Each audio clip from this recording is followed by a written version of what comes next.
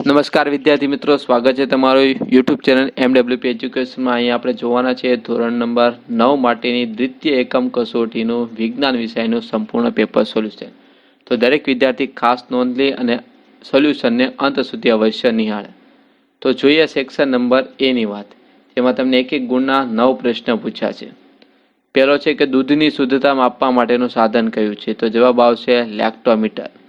બીજો છે સાર્વત્રિક એટલે ગુરુત્વાકર્ષણ સાર્વત્રિક અચળાંક જીનો એસઆઈ એકમ કયો છે? તો એનો એ જવાબ આવશે ન્યૂટન મીટર સ્ક્વેર પ્રતિ કિલોગ્રામ સ્ક્વેર। ત્રીજું છે ભારતમાં 1960 થી 2004 સુધીમાં ખેતીલાયક જમીન ભૂમિમાં કેટલા ટકાનો વધારો થયો? તો તેનો 25%નો જવાબ આવશે। ચોથું ગાયના દૂધમાં શર્કરાનું પ્રમાણ કેટલું છે? તો 4.50%। શૂન્યાવકાશમાં રહેલી ઉલ્કાઓ વજન રહિત સાથી હોય છે, કારણ કે એના ગુરુત્વાકર્ષણની ગેરહાજરી છે એટલા માટે। ચલો એના પછી છઠ્ઠો, એક પદાર્થનું કદ 5 મીટર ક્યુબ છે, એની ઘનતા 3000 કિલોગ્રામ મીટર ક્યુબ, તો દ્રવ્યમાન કેટલું થાય? તો ઘનતાનું સૂત્ર મૂકી દે, ઘનતા બરાબર દ્રવ્યમાનના છેદમાં કદ, એના આધારે દ્રવ્યમાનને કરતા બનાવીએ તો ઘનતા ગુણ્યા કદ ગુણાકાર કરો એટલે જવાબ આવે 15000 કિલોગ્રામ।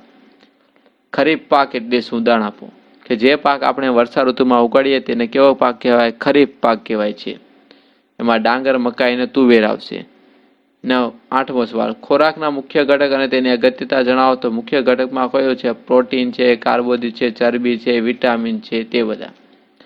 એના પછી જોડકો છે, માંસમાં પ્રોટીનનું પ્રમાણ કેટલું છે? તો 21.10%। માછલીમાં કેટલું છે? તો કે 19% છે। નેક્સ્ટ વિભાગ બી માં પેલું ગુરુત્વીય પ્રવેગ G અને ગુરુત્વાકર્ષણના સાર્વત્રિક અચળાંક G વચ્ચેનો સંબંધ દર્શાવતું તફાવત લખવાનો છે।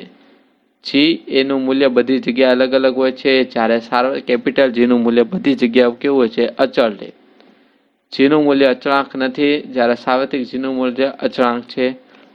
પૃથ્વીની સપાટી પર G નું મૂલ્ય 9.8 હોય, જ્યારે કેપિટલ G નું મૂલ્ય 6.67 × 10⁻11 મીટર ન્યૂટન મીટર સ્ક્વેર પ્રતિ કિલોગ્રામ હોય છે।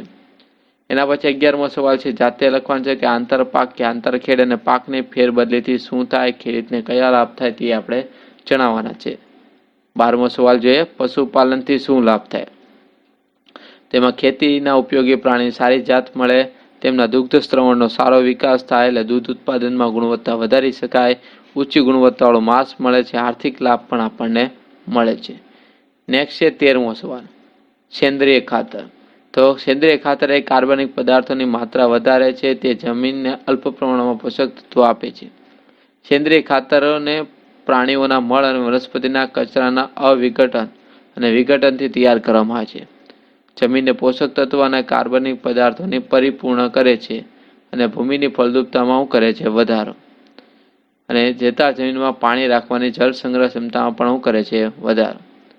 નેક્સ્ટ છે સેક્શન નંબર C, 3 ગુણના પ્રશ્ન, જેમાં પહેલું છે આર્કિમિડીઝનો સિદ્ધાંત જણાવો। તો જ્યારે કોઈ પદાર્થને તરલમાં આંશિક કે સંપૂર્ણપણે ડુબાડવામાં આવે ત્યારે તે ઉપરની તરફ બળનો અનુભવે છે, અને તે પદાર્થ દ્વારા ખસેડાયેલા તરલના વજન બરાબર હોય છે। હવે એનો ઉપયોગ ક્યાં ક્યાં થાય છે? તો અહીં તમને બધા લખેલા છે ઉપયોગ: જહાજ અને સબમરીન રચનામાં, દૂધના નમૂનાની શુદ્ધતા માપવાનું લેક્ટોમીટર સાધન છે, દ્રવ્યની ઘનતા માપવાનું હાઇડ્રોમીટર સાધન છે, ધાતુની સાપેક્ષ ઘનતા નક્કી કરવાનું એટલે કે સોનામાં ભેળસેળ છે તે પણ જાણી શકાય। ચલો 15મો સવાલ છે, ચાંદીની સાપેક્ષ ઘનતા આપેલી છે, પાણીની ઘનતા આપી છે, તો એસઆઈ પદ્ધતિમાં એની ઘનતા કેટલી થાય? તો ચાંદીની સાપેક્ષ ઘનતા બરાબર સૂત્ર ચાંદીની ઘનતાના છેદમાં પાણીની ઘનતા। એમાંથી આપણે ચાંદીની ઘનતાને કરતા બનાવો એટલે ચાંદીની ઘનતા ગુણ્યા પાણીની ઘનતાનો ગુણાકાર કરો તો 10.8 × 10³ કિલોગ્રામ મીટર ક્યુબ થશે। ચલો સેક્શન નંબર D માં જઈએ હવે, જે દરેકના 4 ગુણના પ્રશ્ન છે। એમાં પહેલો તમને કીધું છે ગુરુત્વાકર્ષણનો સાર્વત્રિક અચળાંક એટલે કે નિયમ લખવો અને સાર્વત્રિક અચળાંક જણાવવાનો છે। તો દરેક વિદ્યાર્થીએ આ નિયમ લખવાનો છે ચોપડીમાંથી જોઈને, અથવા તો અહીંયાથી સંપૂર્ણ પેપર સોલ્યુશનમાંથી જોઈને તમે લખી શકો છો। અને નેક્સ્ટ હવે આપણે આગળ વધીએ, એમાં 17મો છેલ્લો સવાલ છે કે અન્ય સ્ત્રોતોમાં સુધારણાની આવશ્યકતાઓ જણાવો। તે પણ તમારે અન્ય સ્ત્રોતના પાઠમાંથી જવાબ લખવાનો છે। તો તો વિદ્યાર્થી મિત્રો, આ તો આપણે વિજ્ઞાનનું સંપૂર્ણ પેપર સોલ્યુશન. જો પસંદ આવ્યું તો લાઇક આપવાનું ભૂલશો નહીં. તમારા ફ્રેન્ડ સર્કલને આગળ અવશ્ય શેર કરશો અને સબસ્ક્રાઈબ અવશ્ય જરૂરથી કરજો. Thank you.